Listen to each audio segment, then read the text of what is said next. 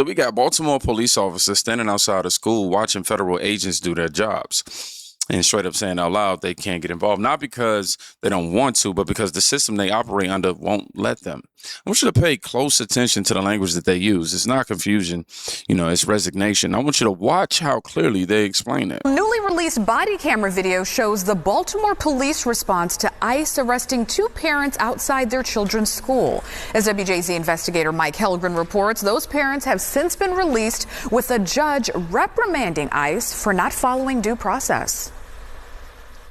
They dragged him out of the vehicle, abused him in front of his children and in front of all the teachers here and children here on the property. Okay. Which we have been informed that they cannot do that. Emotions were running high on June 11th when an employee at John Rogers Elementary Middle School called Baltimore police, panicked after ICE arrested 2 parents on campus. You're hurting her. This was the scene moments before BPD arrived, showing ICE taking Adriana Gavilan Sanchez and her partner Jesus Acevedo Sanchez into custody. They said from their understanding, they're not allowed on school property. They're not supposed to be on school property, hospitals, or courthouses.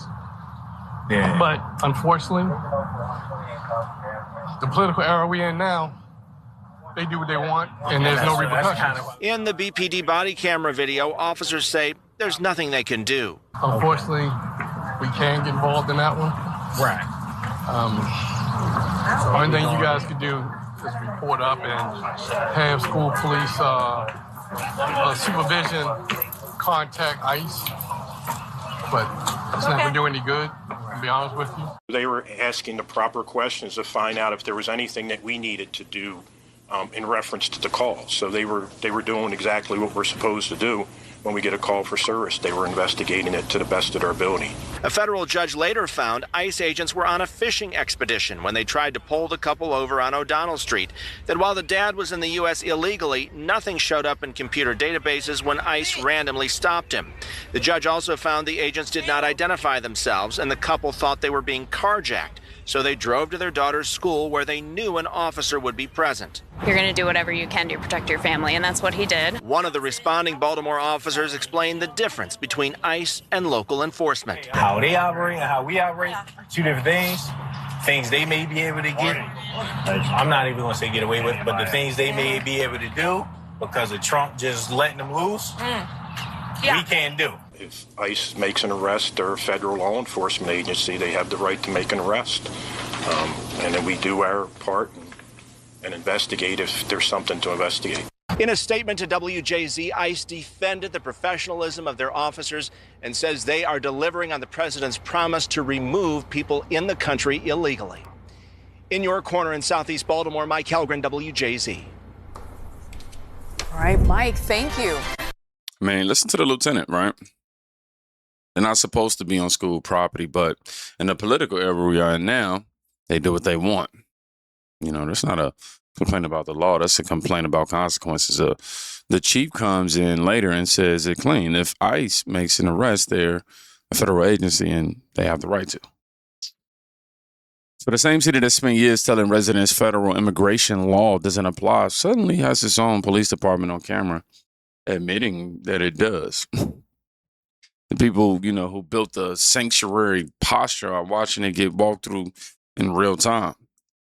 And the only thing they can do is take the report. Now, take that same energy, and I want you to look at what happens when the people being removed actually get removed. To those that get mad because they're deporting people, I'm walking into a foreclosure that I know for a fact was a deportation, and I want to share a story with you. There's a story going viral in Mexico because a man that was deported from America, and the reason he was deported from America was because he abused a 12-year-old little boy. That's fact. The record shows it. Police report. That's why he was sent away. And what's interesting is he got to Mexico and met a woman, not a woman that was his wife before he got there. And she had a little girl.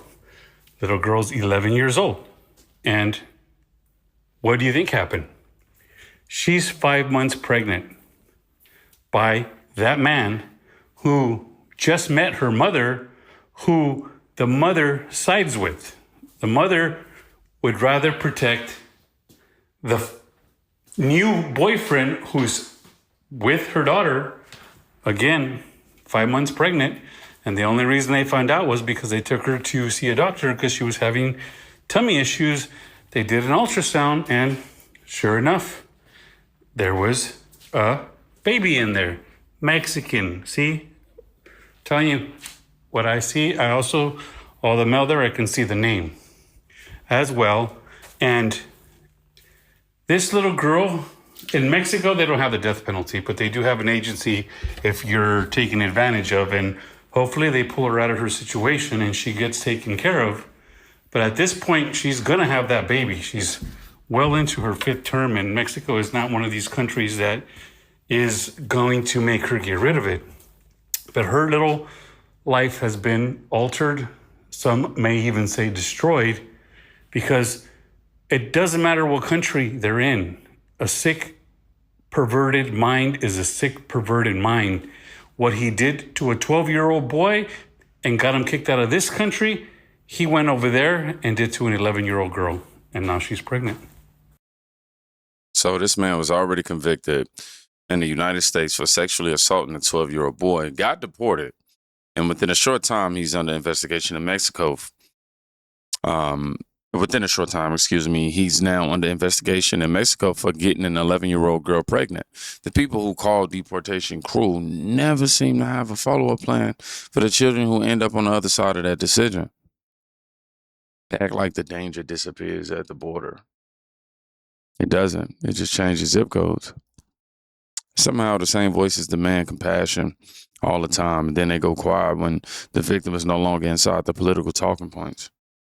Now, what has happened is south of the border, federal agents are knocking on doors in Minneapolis for a completely different reason. We come from a company that is dedicated to registering Hispanic people so they can vote in upcoming elections. Are you already registered? We already voted. You already voted? Yes. Are you a citizen or? No. Have you already been registered or?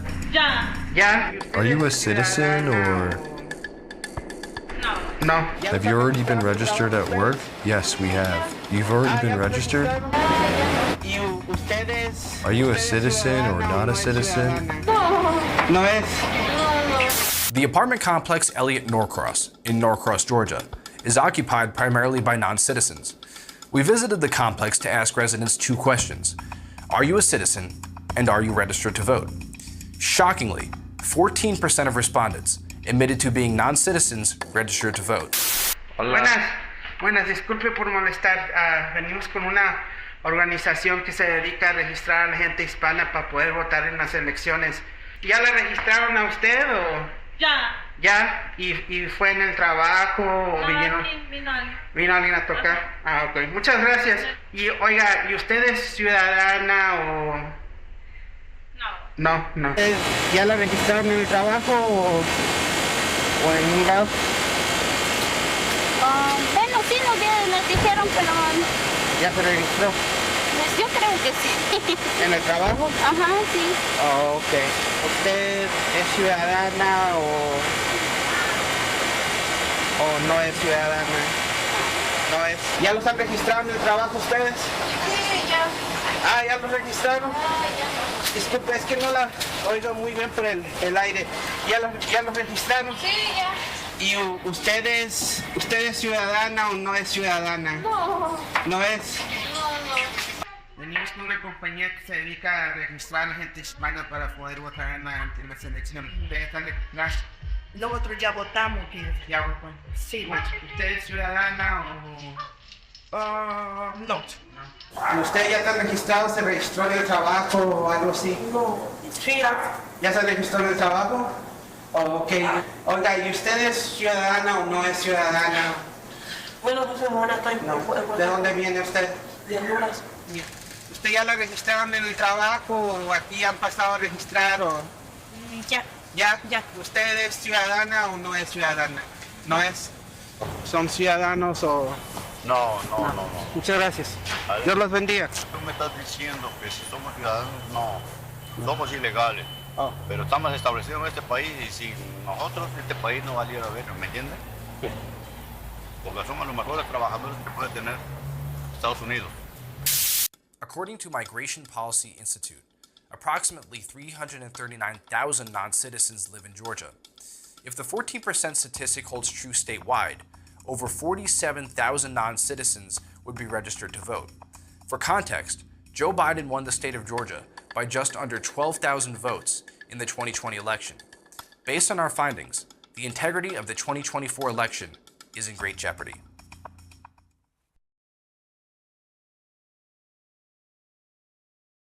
Actually hit it backwards. A group walks in an apartment complex and records people saying that they are not citizens but registered to vote.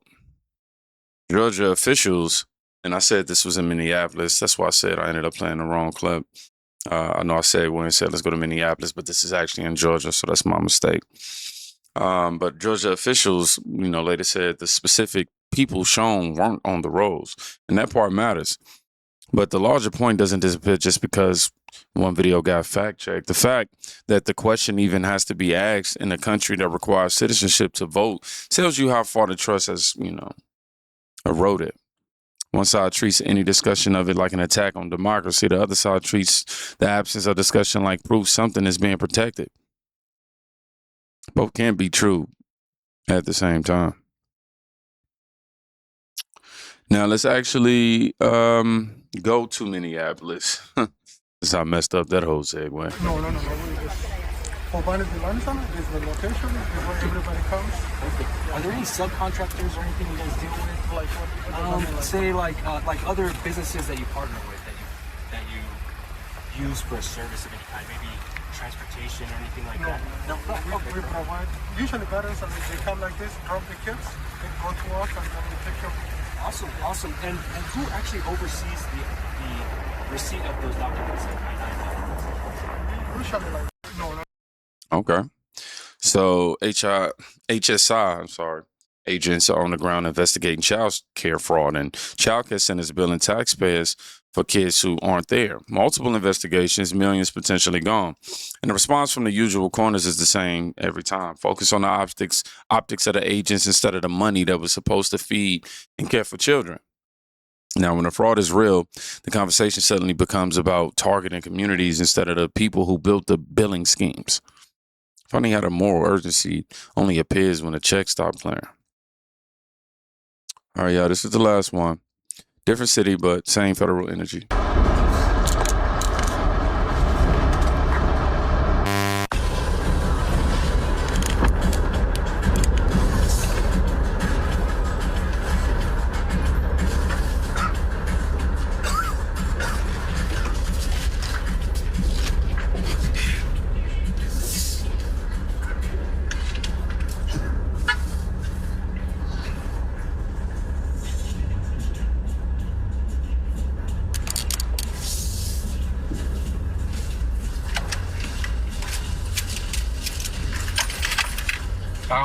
Está jodido en el Home Depot, pero ya siempre vienen aquí, ya saben, la Eastern Avenue, Home Depot de la Eastern Avenue, acaba de caer la migra.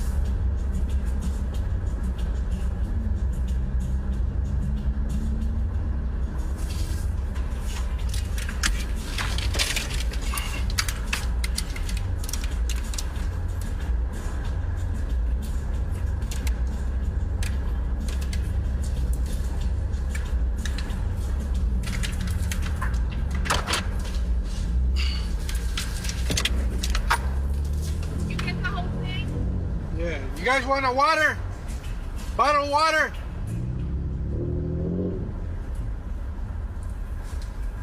Is he okay?